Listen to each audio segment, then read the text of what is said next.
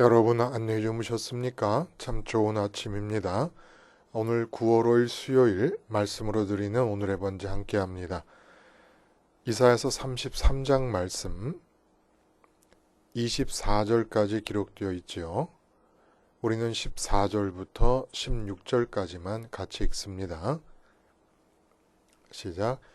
시온의 죄인들이 두려워하며 경건하지 아니한 자들이 떨며 이르기를 우리 중에 누가 삼키는 불과 함께 거하겠으며 우리 중에 누가 영영히 타는 것과 함께 거하리요 하도다. 오직 공의롭게 행하는 자, 정직히 말하는 자, 토색한 재물을 가증히 여기는 자, 손을 흔들어 뇌물을 받지 아니하는 자, 귀를 막아 피 흘리려는 꾀를 듣지 아니하는 자, 눈을 감아 악을 보지 아니하는 자, 그는 높은 곳에 거하리니 견고한 바위가 그의 요새가 되며 그의 양식은 공급되고 그의 물은 끊어지지 아니하리라. 오늘 우리가 함께 읽은 말씀 중심으로 하나님 향한 직감적 피해의식이라는 제목의 하나님 말씀 증거합니다. 하나님 향한 직감적 피해의식. 피해의식은 피해망상과는 좀 다르지요. 예를 들어보면 정상적이고 건강한 의식이라면 실제로 피해가 발생했을 때 그 상황이 내게 피해가 되는 것을 깨닫고 그에 상응하는 올바른 대처를 하게 됩니다. 근데 이제 피해 의식을 갖고 있는 사람은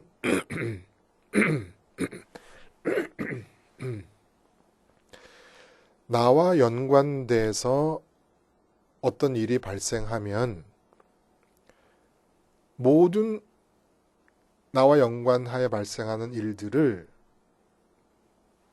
내가 피해를 입는 것은 아닐까라고 의심하면서 받아들이는 경향이 있다는 거예요.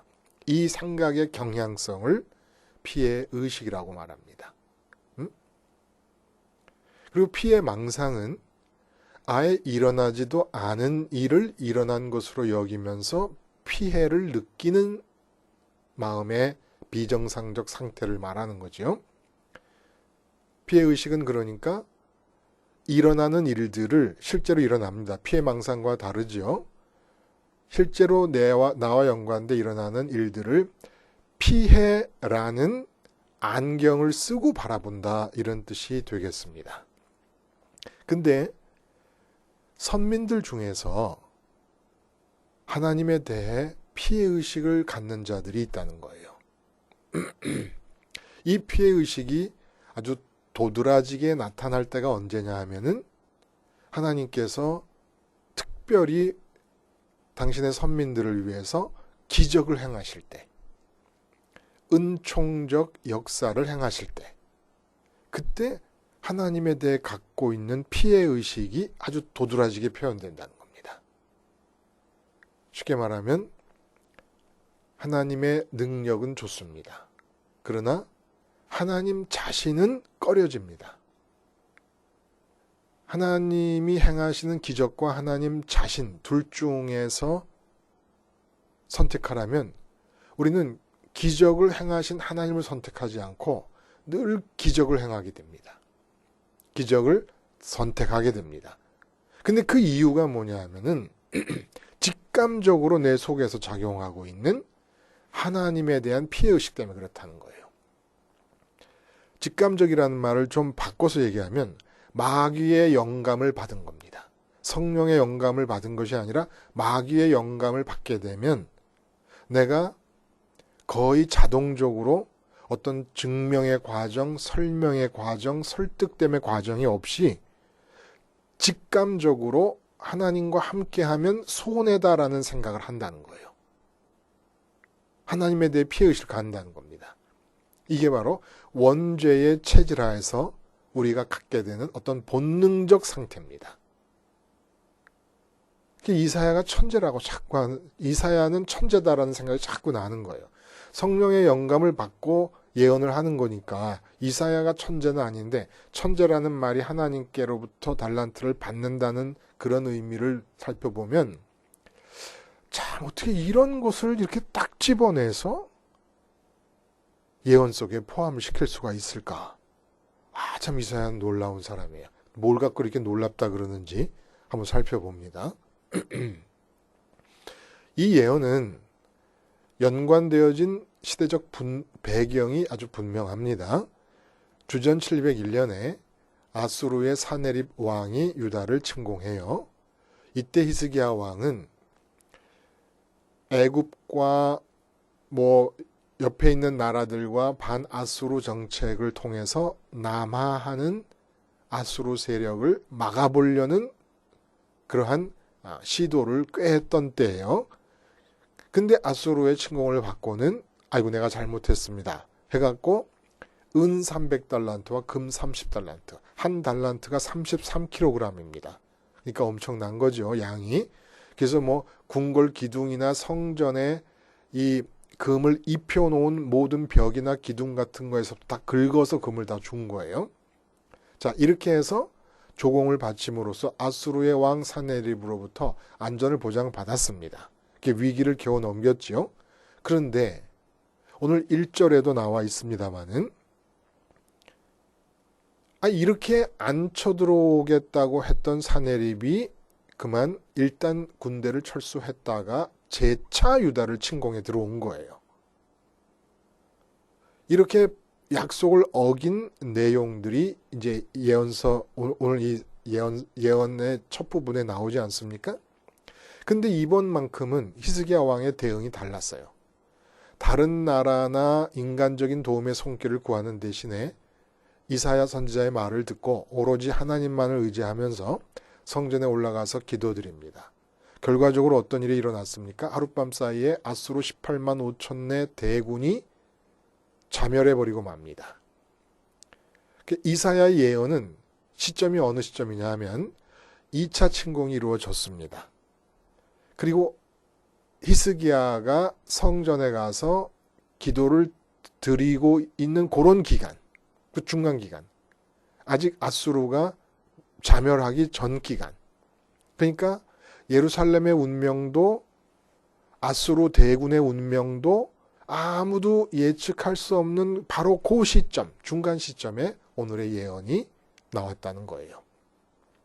그래서 그 내용을 보면은 1절부터 6절까지는 아수르가 이렇게 속임수와 학대를 일삼고 있는데 너희에게 그대로 임할 것이다 라는 저주와 함께 2절에 유다 백성에 대한 간구를 포함하고 있고 3절부터 6절까지는 확실히 구원이 주어질 것이다.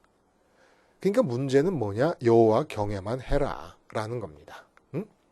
여호와 경외가 뭐예요, 여러분? 여호와를 두려워하는 것입니다. 근데 이 두려워하는 것은 공포의 두려워함과 다르다 그랬죠? 여호와 경외의 두려움은 없으면 두려운 것입니다. 그래서 하나님을 경외한다는 건 하나님이 내게 없는 상태를 이 세상에서 제일 무서운 상태라고 보는 것이 경외예요. 그러니까 거꾸로 말하면 여호와 경외는 하나님을 제일 좋아하니까 제일 좋아하는 것이 없어지는 게 제일 두려운 거 아닙니까? 이 세상에서. 없으면 두려운 것이 경외고 공포는 있으면 두려운 거예요. 그래서 7절 9절을 보면은 그 2차 침입 때 예루살렘까지 도착하려면 유다 나라를 많이 이제 진입해 들어와야 되잖아요. 그동안에 엄청나게 많은 성읍들을 다 정복하고 국토를 유린하고 황폐하게 만들어 버립니다. 7절 9절에 그 얘기를 하고 있는 거예요. 이 얘기의 뜻은 이렇게 7절 9절에 아수르 군대에 의해서 유다 왕국의 국토가 유린되는 것을 예언하고 있는 예언에 담은 이유는 뭡니까? 여호와 경외와 아수르에 대한 공포를 대비시키는 겁니다. 그래서 두 개의 두려움을 우리 눈앞에 제시하는 거예요, 이사야가. 아수르의 공포를 여호와 하나님에 대한 경외로 이기면 아수르에 대한 두려움, 있으면 두려운 그 아수르의 공포를 없으면 두려운 하나님의 경외로 이기면, 너희 마음에서 이기면 실제 상황도, 실제 우리의 주어지는 이 상황에서도 너희에게 승리가 주어질 것이다 라는 얘기를 지금 하고 있는 거죠. 그러니까 우리가 없으면 두려운 것들이, 있으면 두려운 것들이 있지 않습니까? 내게 벌어지면 두려운 것들. 그것을 있게 되면 두려운 것보다도 더 크게 하나님이 없으면 두려움을 느낀다면, 하나님이 없을 때 느껴지는 두려움이 이 세상 것이 내게 벌어질 때 느끼는 두려움보다 더 크면 항상 승리가 주어질 것이다 라는 얘기를 이 지금 전체 흐름을 통해서 얘기를 하고 있는 거예요. 그런데 이사야의 천재성이 어디서 나타나느냐? 14절에서 나타납니다. 14절. 희한한 거예요. 이거는 시온의 죄인들이 두려워하며 경건하지 아니한 자들이 떨며 이르기를 우리 중에 누가 삼키는 불과 함께 거하겠으며 우리 중에 누가 영영이 타는 것과 함께 거하리요 하도다. 이건 무슨 얘기입니까? 지금 아수르 18만 5천 명이 자멸하기 전에 예언이 주어지는 거예요. 근데 아수르 18만 5천 명이 자멸한 것을 보는 예루살렘 거민들 중에서 어떤 자들이 있을 것이냐 하면 두려워하면서 하나님과 함께하는 것을 꺼리고 거부하는 자들이 나타날 거라는 얘기를 하는 겁니다. 그러니까 보세요. 하나님이 없으면 두려워하는 게 경외예요. 아수르의 공격이 있으면 두려워하는 게 공포입니다. 그래서 하나님이 없으면 두려워하는 그 두려움이 더 크면 능히 아수르를 이길 수 있을 거다라는 얘기를 했어요. 근데 하나님이 계심을 두려워하는 자들이 있다는 거예요. 이거 희한하지 않습니까? 이걸 집어내는 것이 이사야의 천재성이라고 저는 말씀을 드리는 거예요. 아무도 입술로 누가 들을 수 있게끔 하나님이 어떻게 우리와 함께 있겠어? 하나님은 삼키는 불이야. 하나님은 꺼지지 않는 불꽃과 같은 분이기 때문에 우리가 함께 할 수 없어라는 말을 하고 있지 않다는 거예요. 그 말을 한다는 얘기가 아닙니다. 근데 그 승리를 보고 아수르가 하룻밤 사이에 자멸되는 그 하나님의 기적적인 역사를 보면서 직감적으로 뭘 느끼느냐 하면 하나님과는 함께 할 수 없다는 것을 느끼는 사람들이 있다는 겁니다. 놀라워요. 여러분, 이 예언서가 만만치가 않습니다. 응? 자, 그래서 예루살렘에 거하는 선민들 중에서 하나님과 함께하는 것을 두려워하는 자들, 하나님과 함께하는 것이 내게 손해라고 느끼는 자들이 있다는 것은 하나님 경외를 죽어도 하기 싫다는 얘기죠. 이유는 그 피해의식이라는 거예요. 삼키는 불이고 꺼지지 않는 불꽃이기 때문에 하나님과 함께할 수 없다는 겁니다. 이게 마귀의 영감에 의한 직감이라는 거예요. 그래서 이 직감이 어떻게 드러난다고요? 선민들에게 하나님이 어마어마한 기적들을 행해 보이십니다. 출애굽의 경우. 근데 아무도 그 어마어마한 기적 현장에 있는 목격자들로서 기적을 행하시는 하나님을 좋아하는 사람이 한 사람도 없었습니다. 그래서 결국 그 연장선상에서 생각할 수 있는 것이 남자 장정 60만 명 중에서 여호수아 갈렙 빼고 다 죽는 거예요. 하나님을 좋아하지 않으니까. 하나님을 좋아하지 않으니까 하나님의 약속도 믿지 않는 겁니다. 하나님의 약속을 믿고 하나님의 말씀을 지키려면 하나님을 좋아해야 돼요. 마음에서 돈을 좋아하면서 하나님의 약속을 믿고 하나님의 말씀을 지킬 수는 없습니다. 마음에서 내 자녀의 형통을 좋아하면서 하나님의 말씀을 지킬 수 없습니다.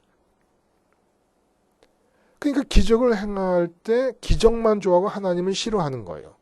근데 이 하나님을 기적만 내가 취하고 하나님을 싫어하는 이유는 이게 마귀의 영감을 받아서 피해의식을 느끼고 있기 때문인 거예요. 직감적인 피해의식을. 그래서 여러분, 마귀의 기쁨의 1등급짜리들이 있습니다. 진화론자라든지 과학적 무신론자들, 그리고 보편적인 무신론자들은 마귀의 기쁨의 2등급, 3등급이에요. 마귀의 기쁨의 1등급짜리들이 누군지 아십니까? 입으로 하나님의 이름을 부르는데 하나님의 기적은 좋고 능력은 좋아하면서 여기까지 마귀가 굉장히 지원하는 겁니다. 그러니까 마귀의 영감을 받아서 기도할 수 있어요. 하나님 능력을 베풀어 주세요. 하나님 기적을 보여주세요. 여기까지만 보면 하나님의 선민다운 모습으로 기도를 하는 것인지 마귀에게 영감받아 기도하는 건지 구분이 안 가요. 마귀는 우리가 하나님의 기적을 간구하라고 영감을 줍니다. 지원하고 지지합니다. 그리고 이렇게 하나님의 기적은 좋아하되 하나님 자신은 절대 함께 있으면 큰일 나는 분으로 느끼게끔 되는 상태. 하나님 자신과 함께 있는 게 내게 손해라고 느끼면서 하나님의 기적만 좋아하는 선민들, 이게 마귀 기쁨의 1등급짜리들이라는 거예요. 분명히 합시다. 이제는 하루를 믿어도 정확하게 믿자는 얘기입니다. 하나님의 기적을 체험하고 하나님을 찬양하는 것은 마귀에게 영감받은 것일 수 있습니다. 마귀에게 영감받은 자의 특징은 예수님 공생의 전체를 통해서 모두에게서 나타난 모습이에요. 절대 하나님과 함께 하려고 하지 않습니다. 근데 이 피해의식의 문제가 뭐냐 하면 피해망상이 아니라는 거예요. 나름 이렇게 피해의식을 느끼는 데는 실제로 일어나는 어떤 사건이 있다는 겁니다. 하나님과 함께 하려면. 그 하나님과 함께 하려면 일어나는 그 사건을 피해라고 느끼도록 해주는 것이 마귀의 영감이라는 것이지 이런 아예 일이 안 일어난다는 게 아니에요. 그럼 하나님과 함께 하려면 일어나는 일이 뭡니까? 말씀드렸듯이 6절에서 여호와 경외라는 말이 나와요. 여호와 경외. 그리고 이사야 전체를 관통하는 가장 핵심적인 단어는 임마누엘입니다. 하나님이 나와 함께 하시려 합니다. 그러면 나도 하나님과 함께 해야 돼요.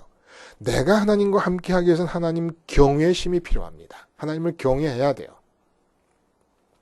근데 하나님을 경외한다는 것은 하나님이 없으면 가장 두려운 상태의 마음이 하나님 경외입니다. 근데 하나님과 함께 하려는 하나님 경외심을 갖기 위해서 생각하다 보니까 나는 이미 다른 것들을 경외하고 있더라는 거예요. 없으면 두려워하는 것들이 있더라는 겁니다. 예를 들어 돈이 없으면 세상에서 제일 무서운 마음가짐이 됩니다. 제일 두려움을 크게 느끼는 상태가 됩니다. 그럼 돈을 경외하는 거예요. 근데 하나님을 경외하려면 돈이 없으면 제일 무서워하는 그 상태가 하나님이 없으면 제일 무서워하는 상태로 바뀌어야 되니까 마음에서 돈을 놔야 됩니다. 이게 바로 피해의식으로 느껴진다는 거예요. 어떤 어머니에게는 자녀의 형통이 안 되면 제일 두려운 거예요. 자녀를 경외하고 있습니다. 근데 하나님께서 오셔서 하나님 경외를 요구하고 있습니다. 그러면 자녀에게 형통이 없는 것이 제일 두려운 마음을 하나님이 내게 없으면 제일 두려운 마음으로 바꿔야 되는 거예요. 마음에서 자녀를 놔야 됩니다. 이것이 피해의식으로 느껴지도록 마귀가 영감을 주는 겁니다. 하나님을 경외하려면 네가 이미 경외하고 있는 것들을 다 포기해야 된다. 사업하는 사장님, 사업하는 장로님, 그 장로님은 지금 사업이 없어지거나 사업이 망하는 것이 제일 두렵습니다. 이게 사업을 경외하고 있는 거예요. 근데 하나님 경외가 요청 들어오면 이 사업을 마음에서 놔버려야 된다. 마음에서 놔버린다는 것은 사업이 망하든 흥하든 내 마음은 관여하지 못하게 된다는 걸 뜻합니다. 이 상태를 마귀가 영감을 불어넣어주면서 피해 의식으로 느끼게 하는 거예요. 그래서 교회사 책을 요즘 제가 읽거든요. 그 교회사 책을 읽어보면은 왜 그렇게 많은 분파가 생기고 많은 갈등과 싸움이 생기느냐? 전부가 뿌리가 이거라고 봐도 좋다는 거예요. 믿는다는 사람들이 하나님을 경외해야 되는데 하나님 경외로 나아가기까지 이미 경외하고 있는 것들을 포기하는 것을 피해의식으로 느끼는 거예요. 그러니까 온갖 얘기들이 다 만들어지는 겁니다. 하나님의 이름을 부르고는 있고 교회라는 울타리 안에는 있는데 진정으로 하나님을 경외하고 싶지는 않고 하나님과 함께 하고 싶지는 않은데 교회 안에 남아있으려니까 별의 별 얘기들이 다 나오고 있는 거예요. 여러분, 없을까봐 두려워하는 것이 경외예요. 있을까봐 두려워하는 것이 공포입니다. 근데 하나님을 향해 공포를 가지면 되겠습니까? 그래서 나타나는 가장 두드러진 특징은 십자가를 생활화하지 않습니다. 십자가 생활화가 뭐예요? 하나님 말고 다른 것을 경외하는 내 마음이 죽는 거예요. 그래서 20절에 보면은 우리 절기의 시온성을 보라. 내 눈이 안정된 초소인 예루살렘을 보리니 그것은 옮겨지지 아니할 장막이라. 그 말뚝이 영영이 뽑히지 아니할 것이요. 절기의 시온성이라고 해요. 절기의 시온성. 절기로 모여서 행하는 모든 행사의 핵심이 뭐라고요? 제사입니다. 그 제사가 어디서 드려집니까? 번제단에서 드려집니다. 그러니까 번제단은 뭐 하는 것입니까? 하나님 말고 경외하는 것이 있는 마음, 하나님 말고 다른 것을 경외하는 내 마음이 죽는 자리가 바로 번제예요. 그러니까 정말 14절의 말씀대로 삼키는 불이요 꺼지지 않는 불꽃이라고 하나님을 향해 표현하는 사람들의 말처럼 내 마음이 번제단에서 함께 어린 양이 불타 죽을 때 함께 죽어야 된다는 걸 고백해야 된다는 점을 생각하면 틀린 말이 아니에요. 하나님이 삼키는 불이시고 꺼지지 않는 불꽃이라는 말이 틀린 게 아닙니다. 근데 그 삼키는 불로서 꺼지지 않는 불꽃으로서 다가와서 삼키고 태우는 것이 무엇입니까? 하나님 이외의 다른 것들을 경외하는 나의 마음입니다. 근데 이게 사실은 피해의식이 어느 도단인 것이 내가 자식을 경외한다. 이건 자식이 없는 게 제일 두려운 거예요. 또 돈을 경외한다. 돈이 없는 게 제일 두려운 겁니다. 근데 예를 든 이 자식이나 돈이 본래부터 내 게 아닌 거예요. 그리고 다른 것이 없으면 두려워하는 이 마음이 죄악인 겁니다. 그러니까 죄의식을 피해의식으로 바꿔버리는 거예요. 내가 돈이 없으면 두려운 것. 이거는 그냥 자연스럽게 모든 사람이 갖는 자연인으로서의 감정이라고 생각합니다. 국가가 망하면 큰일 난다. 국가에 대한 사랑, 나라에 대한 사랑, 자연인으로서 당연한 거라고 생각을 하는 거예요. 우리는. 아닙니다. 나라든 자녀든 배우자든 심지어는 내 몸까지 포함해서 내 마음에 경외의 대상이 되어서는 안 됩니다. 없으면 두려운 존재는 하나님 한 분뿐이라 해야 된다는 거예요. 근데 다른 것을 없으면 두려워하는 마음으로 관계합니다. 이게 다 죄악입니다. 이게 죄의식인데 피해의식으로 마귀의 영감을 통해 바꿔서 생각하는 것이고 나도 모르게 내 속에서 직감적으로 느끼는 거예요. 하나님을 가까이 하면 큰일 나는구나. 그래서 기적을 행하시면 기적은 택하고 하나님은 버리는 겁니다. 왜냐하면 마귀의 영감을 통해 직감적으로 느끼니까 하나님을 가까이 하면 안 된다는 걸 아니까. 하나님을 가까이 하면은 내가 경외하고 있는 모든 것들을 다 포기해야 되고 그 모든 다른 것들을 경외하는 내 마음이 십자가에서 번제단에서 불타 죽어야 됩니다. 그걸 아는 거예요.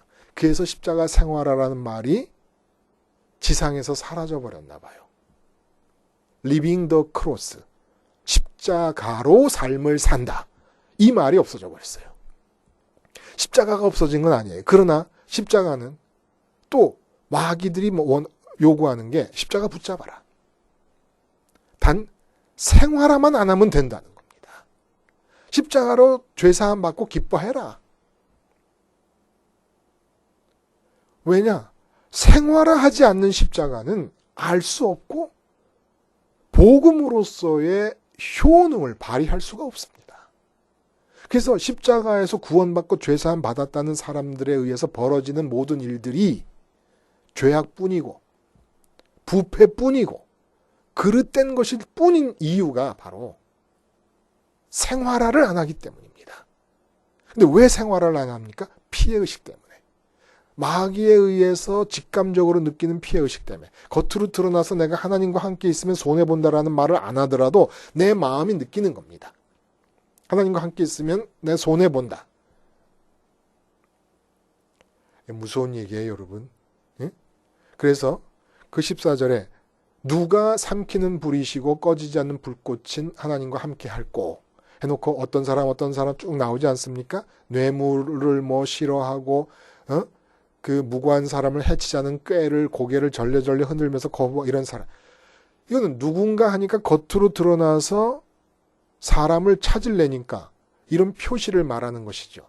이 모든 말들 14절 이후 15절 16절까지의 말씀은 뭘 뜻하는 거예요? 하나님을 경외할 때 하나님이 없으면 세상에서 제일 두려운 그런 마음가짐을 가질 때 그 사람에게서 나타나는 행위들을 증표로 누가 함께 할까 하고 물어봤으니까 이런 모습으로 사는 사람들이 하나님을 경외하는 자들로서 하나님과 함께 하고 있는 것이다 라는 걸 얘기해 주는 것이죠. 여러분, 혹시 여러분도 아직도 하나님에 대한 피해의식을 마귀의 영감을 받아서 나도 모르는 사이에 마음에 갖고 있는 것 아닙니까? 난 아닌데. 하나님과 함께 하고 싶은데. 하나님과 함께 하고 싶은데 왜 십자가 생활화를 안 하십니까? 끊임없이 이 세상 어떤 것을 경외하게끔 되는 것이 원죄의 체질입니다. 돈이 없으면 큰일 난다. 건강이 없으면 큰일 난다. 자녀에게 형통이 안 일어나면 큰일 난다. 내가 집을 잃어버리면 큰일 난다. 사업이 망하면 큰일 난다. 이게 다 경외심입니다. 근데 이사야가 분명히 얘기하는 거예요. 하나님 한 분만 경외하면 나머지 모든 것은 하나님께서 알아서 하신다는 거예요. 이 일만 하라는 거예요. 근데 이것을 마귀가 이 말씀을 어떻게 뒤집어 버리느냐 하면 아니 하나님과 함께 하는데 왜 내가 마음에서 자식을 품고 있는 내가 십자가에서 죽어버려야 돼? 아니 부모가 자식을 품고 있다는 것은 너무나 자연스러운 일이 아닐까?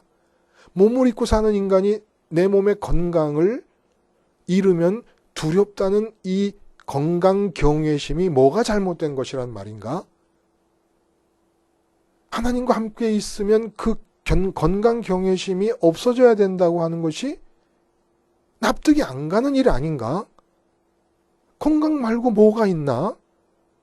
사업이 성공하지 않으면 뭐가 남는다고 사업에 대한 경외심을 없애라는 것인가? 마귀의 영감을 받고 있는 겁니다. 사업이 망할까 두려워지고 건강이 상할까 두려워지고 곧 죽을까 두려워지고 자식들이 잘 못 될까 두려워지고 그 모든 없을까 안 될까 두려워하는 경외심들이 끊임없이 삼키는 불인 번제단과 예수님의 십자가에서 죽어야 됩니다. 하나님 한 분만을 경외하기 위해서 하나님 한 분만을 갖기 위해서 하나님 한 분만을 갖기 위해 삼키는 불이신 하나님과 함께 하는 겁니다. 끊임없이 태워주시옵소서. 끊임없이 불살라 재가 되게 해주시옵소서. 무엇이? 원죄의 체질 때문에 끊임없이 하나님 이외의 것들을 경외하려는 내 마음을 완전히 하얀 재가 되도록 태워주시옵소서. 십자가를 붙잡고 계속해서 기도하는 겁니다. 쉬지 않고 기도하는 거예요. 주님, 주님과 함께 돈 경외하는 내가 죽게 해주시고, 자녀 경외하는 내가 죽게 해주시고, 건강 경외하는 내가 죽게 해주시옵소서. 건강이 말기 암에 걸려가지고 내일 죽더라도 지금 오늘 이 순간에는 하나님을 경외하게 해주시옵소서. 그러면 내일 죽을 일이 하나님이 어떻게 하실지 모르는 거예요. 지금 18만 5천 명 하룻밤 사이에 죽는 거죠. 하룻밤 사이에 죽지 않았습니까? 하룻밤 사이에 상황이 어떻게 바뀔지 모르는 거예요.